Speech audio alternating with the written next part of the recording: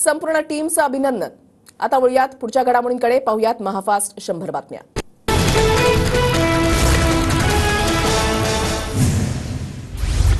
कर्णधार रोहित शर्माच्या नेतृत्वात टीम इंडिया चॅम्पियन। दक्षिण आफ्रिकेचा धुव्वा उडवत T20 वर्ल्ड कपवर भारतानं दुसऱ्यांदा नाव कोरलं। भारताचा दक्षिण आफ्रिकेवर फायनलमध्ये 7 धावांनी सनसनाटी विजय। शेवटच्या क्षणापर्यंत रंगला फायनलचा थरार। 13 वर्षांनंतर टीम इंडियानं वर्ल्ड कप जिंकला। T20 वर्ल्ड कपवर भारतानं दुसऱ्यांदा कोरलं नाव। शेवटच्या ओव्हरमध्ये ब्राउंडीवर सूर्यकुमार यादवच्या अफलातून कॅच न मॅच। भारताच्या पारड्यात षटकार रोखत डेव्हिड मिलरची विकेट। 177 धावांच्या टार्गेटचा सामना करताना 8 विकेट्स गमावत दक्षिण आफ्रिकेची 169 पर्यंत मजल। पराभवाच्या जबड्यातून बुमराह, हार्दिक पांड्यानं मॅच काढली। फायनलमध्ये विराट कोहली ठरला मॅन ऑफ द मॅच। हा माझा शेवटचा T20 वर्ल्ड कप। विजयानंतर विराट कोहलीचा मोठा निर्णय, ट्विट करत दिले निवृत्तीचे संकेत। विराट कोहलीनंतर कर्णधार रोहित शर्माची T20 आंतरराष्ट्रीय क्रिकेटमधून निवृत्ती जाहीर। हा माझा शेवटचा सामना। या फॉर्मॅटचा प्रत्येक क्षण मी एन्जॉय केला, रोहितची प्रतिक्रिया। Jasprit Bumrah man of the series. 8 मॅचमध्ये 15 विकेट्स। बुमराहची विजयामध्ये मोलाची भूमिका। चक दे इंडिया म्हणत मास्टर ब्लास्टरकडून शुभेच्छा। T20च्या विजयानंतर माजी क्रिकेटपटू सचिन तेंडुलकरकडून भारतीय संघाचं अभिनंदन। फायनल पाहताना धाकधूक वाढली होती, पण भारतीय संघाने विजयश्री खेचून आणला। T20 विश्वचषक जिंकल्यानंतर महेंद्रसिंग धोनीकडून टीम इंडियाचं कौतुक। देशातील 140 कोटी जनतेला भारतीय संघावर गर्व। विश्वचषकातील विजयानंतर पंतप्रधान मोदींची प्रतिक्रिया। कर्णधार रोहित शर्मा आणि संपूर्ण टीमचं हार्दिक अभिनंदन। Great team India. मुख्यमंत्री शिंदेंकडून ट्विट करत संघाचं कौतुक। सारे जहां से अच्छा हिंदुस्तान हमारा। आयसीसी T20 विश्वचषकामध्ये भारताचा उल्लेखनीय विजयानंतर उपमुख्यमंत्री देवेंद्र फडणवीसांचं ट्विट। विश्वचषक जिंकणाऱ्या भारतीय संघाचं कौतुक करायला शब्द अपुरे। उपमुख्यमंत्री अजित पवारांकडून भारतीय संघाचं अभिनंदन। वेस्ट इंडिजच्या बार्बाडोसमध्ये भारतीय क्रिकेट शौकीनांचा जल्लोष। ढोलाच्या तालावर भांगडा करत क्रिकेट प्रेमींचा उत्साहाशी गेला। भारताच्या शानदार विजयानंतर देशभरात जल्लोष। डीजेच्या तालावर तरुणाईसह मोठ्यांची हाही उत्साह।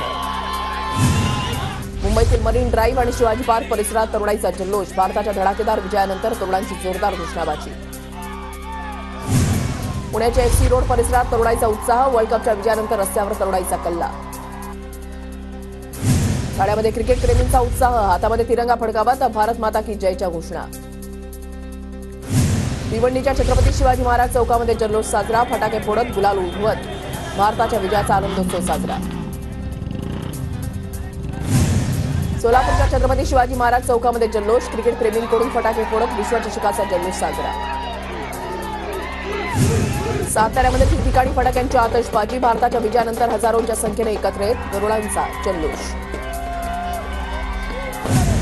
नागपुरातील लक्ष्मी भवन चौकामध्ये क्रिकेट प्रेमींचा मोठा जल्लोष। भारत पुन्हा एकदा विश्वविजेता झाल्यानंतर युवा, महिला, लहान मुलांसह ज्येष्ठ नागरिकांमध्ये उत्साहाचं वातावरण। भंडाऱ्यासह ग्रामीण भागामध्ये फटाक्यांची आतषबाजी। भारताच्या रोमहर्षक विजयाचा ग्रामीण भागातही जल्लोष। फोटोग्राफी करणारा मुख्यमंत्री झाला तर अडचण होते। करिअर पॅशनबाबत बोलताना फडणवीसांकडून उदाहरण देताना उद्धव ठाकरेंवर टीका। तर आपल्या पॅशनला करिअरच्या रूपामध्ये घडवणं गरजेचं। करिअर आणि पॅशन वेगळं असेल तर अडचण होते, फडणवीसांचा टोला। लोकसभा निकालांना सर्वांना जमिनीवर आणलं। यातून बोध घेऊन पुढे काय होणार हे पाहणं जास्त महत्त्वाचं। अमेरिकेमधल्या एका मुलाखतीमध्ये राज ठाकरेंचं वक्तव्य। पदवीधर उमेदवाराच्या अर्जावर अंगठ्याचा पर्याय असतो, पण मतदान करणारा शिक्षित असावा। ही कुठली लोकशाही? मुलाखतीमध्ये राज ठाकरेंकडून सवाल उपस्थित। सरकारवर हक्कभंग आणणार। लाडकी बहिणी योजनेवरून विरोधी पक्षनेते विजय वडेट्टीवार आक्रमक। राज्यपालांची सही नसताना GR काढण्यात आल्याचा वडेट्टीवारांचा आरोप। एकीकडे बहिणीच्या पराभवासाठी ताकद लावायची आणि दुसरीकडे लाडकी बहिणी योजना आणायची। विजय वडेट्टीवारांचा अजित पवारांना टोला। काही बहिणी श्रीमंत तर काही बहिणी गरीब असतात। भरत गोगालेंचं वडेट्टीवारांना प्रत्युत्तर। सगळ्याच योजना फसवणुकीच्या आहेत। अनेक योजनांमध्ये जर तर पात्र लाभार्थ्यांना लाभ नाही। जयंत पाटलांची लाडकी बहिणी योजनेवर टीका।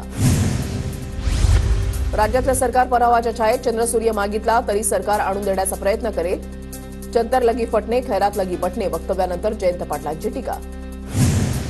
लोकसभा निवडणुकीमध्ये भाजपचा जनाधार घटलाय। राम आमच्या सोबत। अयोध्येतही भाजपचा पराभव। मुस्लिम दलित समाजाला तुम्ही दूधखोळ समजता का? जयंत पाटलांचा भाजपवर निशाणा. राज्यातील ज्येष्ठ नागरिकांसाठी मुख्यमंत्री तीर्थदर्शन योजनेची घोषणा. आवर्तन पद्धतीनं ऑनलाईन अर्ज मागून योजना राबवण्यात येणार. मुख्यमंत्र्यांची माहिती. आधी खाल्ले हाडकुडं, आता बसले तुळशी पुढे. मुख्यमंत्री तीर्थदर्शन योजनेवरून विरोधी पक्षनेते विजय वडेट्टीवारांचा हल्लाबोल.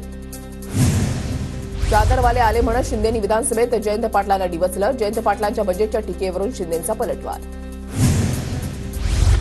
आमची आघाडी हाच आमचा सामुदायिक चेहरा. विधानसभेला मुख्यमंत्री पदाच्या चेहऱ्यावर शरद पवारांची महत्वाची भूमिका.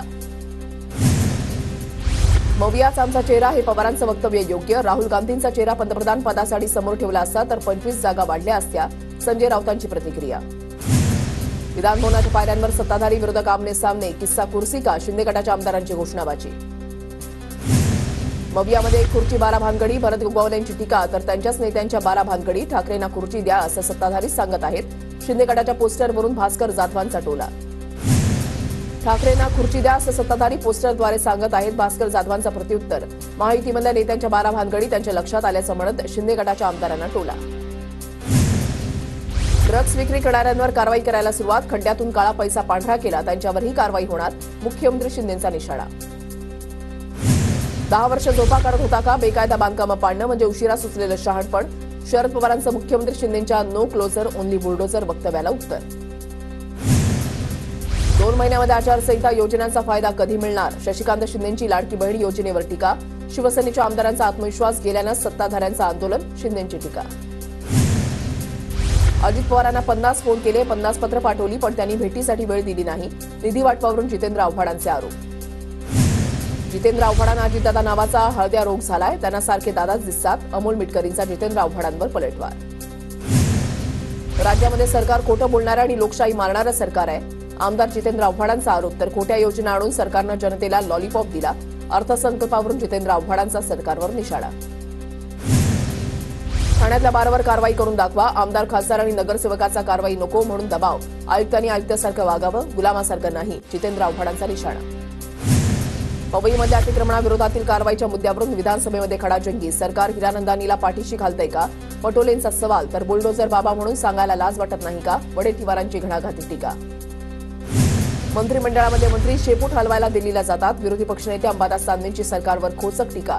तर राज्याच्या हितासाठी कोणी जात नाही. अंबादास दानवेंचा आरोप. विरोधकांप्रमाणे खोटी आश्वासनं आम्ही देणार नाही. खोटी आश्वासनं आणि संभ्रम पसरवून मतं घेणार नाही. भाजप नेते आशिष शेलार यांचं वक्तव्य. उपमुख्यमंत्री देवेंद्र फडणवीस आज जळगावच्या दौऱ्यावर. राष्ट्रीय स्वयंसेवक संघाचे बाळासाहेब चौधरींच्या मुलीच्या विवाह समारंभाला हजेरी लावणार. आदित्य ठाकरेंच्या उपस्थितीमध्ये पाटण विधानसभा मतदारसंघाच्या मुंबईतील रहिवाशांचा आज मेळावा. भास्कर जाधवही उपस्थित राहणार. सरकारकडून जरांगेंच्या मागण्यांचा गांभीर्यानं विचार. 10 दिवसामध्ये मुख्यमंत्री उपमुख्यमंत्री ब्रेकिंग न्यूज देणार. मराठा आरक्षणाच्या मुद्द्यावर अब्दुल सत्तारांचं सूचक विधान. भाजप कोर कमिटी बैठकीमध्ये विधानसभा निवडणुकीचा रोडमॅप ठरला. आता एकला चलोरेचा भाषण नको. महायुती म्हणूनच निवडणुकांना सामोरं जायचं आहे. भाजप प्रभारी भूपेंद्र यादव यांचे कोर कमिटी सदस्यांना आदेश.